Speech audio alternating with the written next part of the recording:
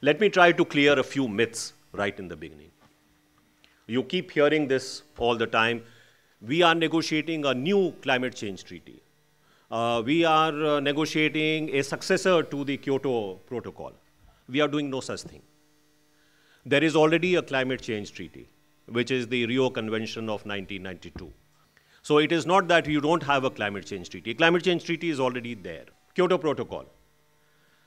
Kyoto Protocol, again, we are not renegotiating. The negotiations are about how do we enhance the implementation of the existing climate change treaty. And enhance it in what respects?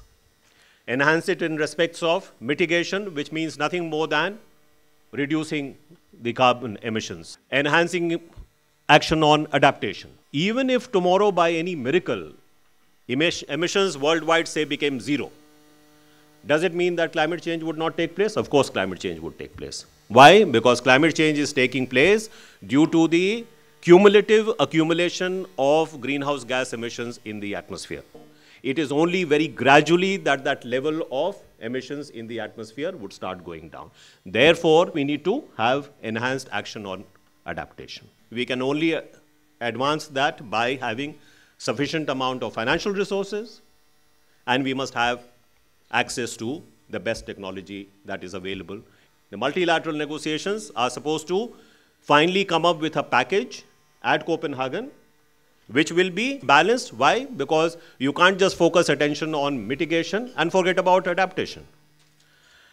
You can't do much about adaptation or mitigation unless you have financial resources or unless you have access to technology. And lastly, which is the most important for developing countries, it must be equitable. It must be fair.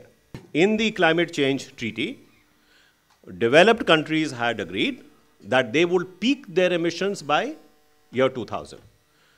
In the year 2000, they should have got back to 1990. They should have reduced their emissions further by 5.2% by the year 2012 compared to the year 1990. None of these targets are being achieved. There's certainly not been any peaking of emissions by year 2000. It is unlikely that they will peak even in 2015, maybe 2020, we don't know. The developing countries are saying, taking into account that you have not met your commitments in the past, therefore you sign on to at least 40% reduction in your emissions by the year 2020.